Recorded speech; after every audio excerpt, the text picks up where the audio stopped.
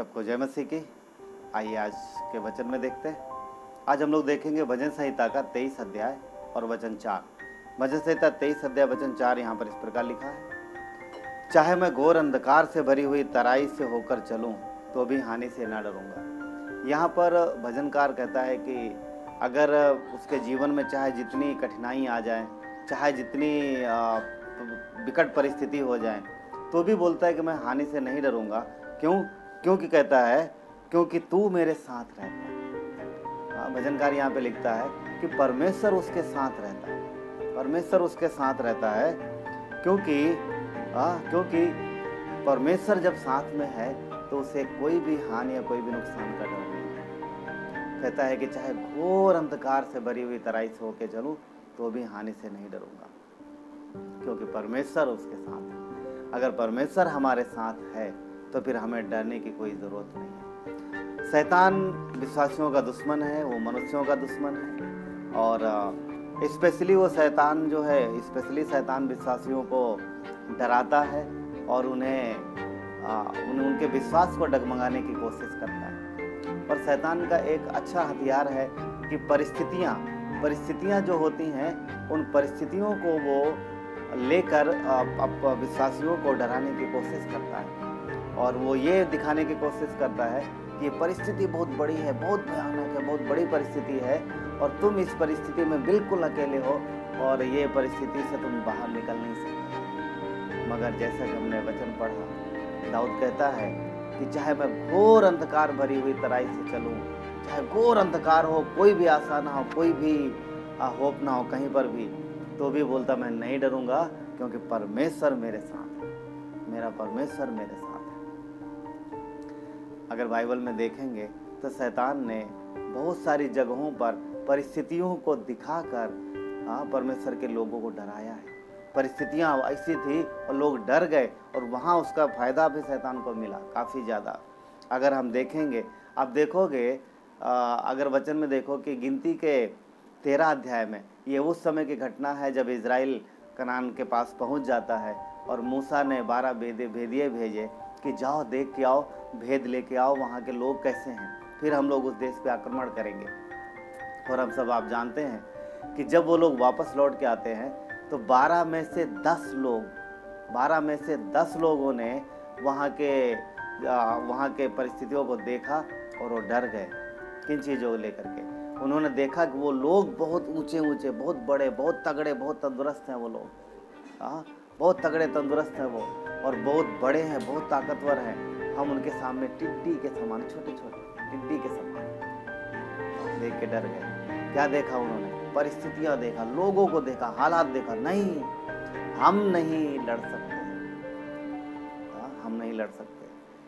वचन कहता है कि पूरी प्रजा का मन वहां पर कच्चा हो गया। बता, उन्होंने लोगों को डरा दिया, खुद भी डरे, लोगों को डराया।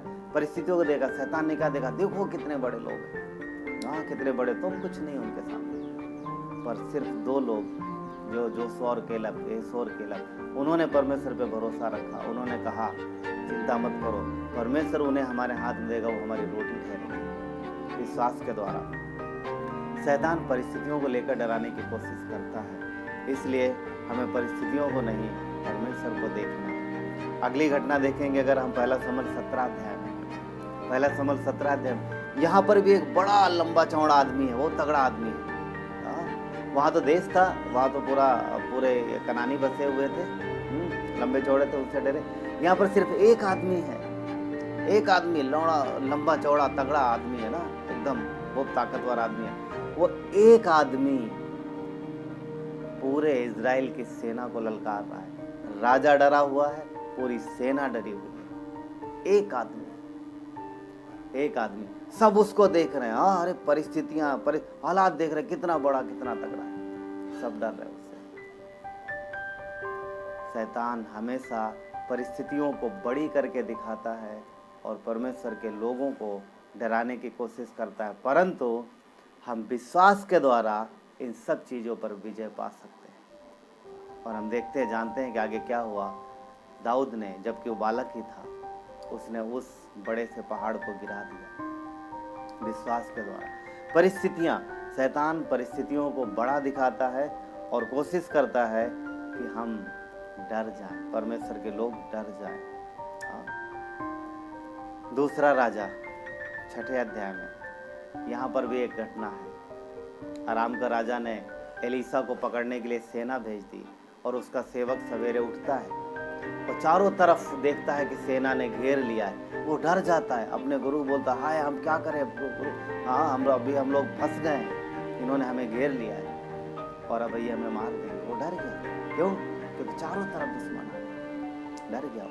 पर एलीसा ने क्या कहा, प्रभु इसकी आंखें खोल दे ताकि ये देख सके। उसने कहा डर मत, एलीसा ने कहा डर मत, जो हमारी ओर है इनसे ज्यादा है। जो हमारी ओर है। दूसरा राजा के 6ठे अध्याय वचन 16 में इस प्रकार कहा है कि डर मत, क्योंकि जो हमारी ओर है वो उनसे अधिक है जो उनकी ओर है। ये परमेश्वर, अगर हम भरोसा करते हैं, क्या एलीसा ने उनको नहीं देखा? देखा, मगर एलीसा का विश्वास किस पर था? अपने परमेश्वर। हमारा परमेश्वर हमारा छुड़ाने वाला परमेश्वर, वो हमें परिस्थितियों से, वो हमें हालातों से बाहर निकालता है। वो हमारा हाथ पकड़ के चलता है, वो हमारा परमेश्वर। यूहन्ना 5 में 38 वर्ष का रोगी है, क्योंकि उसके खिलाफ परिस्थितियां हैं। वो कोशिश कर रहा है परंतु निकल नहीं पा रहा है। शायद उसके मन में विचार आता होगा कि काश क्या मैं ऐसे रहूंगा, पर नहीं। यीशु उसे देख रहे और यीशु वहां पर गए और उसे बाहर निकाला। परमेश्वर परिस्थितियों से बाहर निकालता है और शैतान हमें परिस्थितियों में डराता है। तो ध्यान रहे, परिस्थितियां बड़ी नहीं है, हमारा परमेश्वर बड़ा है। वो हमें उन परिस्थितियों से बाहर निकालता है, वो सामर्थी परमेश्वर। इसलिए शैतान की एक चाल है जो हमें परिस्थितियों में डराए और परिस्थितियों को बड़ा करके दिखाए, ताकि हम डर जाएं और परमेश्वर के उस सामर्थ्य को, उसके अधिकार को हम याद ना रख पाएं और भूल जाएं। ध्यान रखना, चाहे जैसी परिस्थिति हो, आप हमारा परमेश्वर हमें उन सारी चीज़ों से बाहर निकालने की क्षमता रखता है। तो परमेश्वर आपको आशीष दे। आइए प्रार्थना करते हैं। पिता, धन्यवाद देते हैं, आपकी महिमा हो परमेश्वर। प्रभु, आप हमारे जीवन में हमें संभालना जानते हो और हमें हर परिस्थितियों में से बाहर निकालना जानते हो।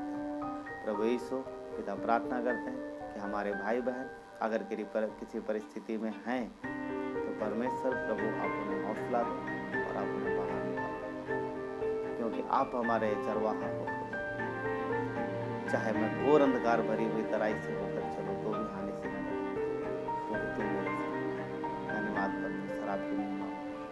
धन्यवाद देते मसीह यीशु के नाम से। आमीन।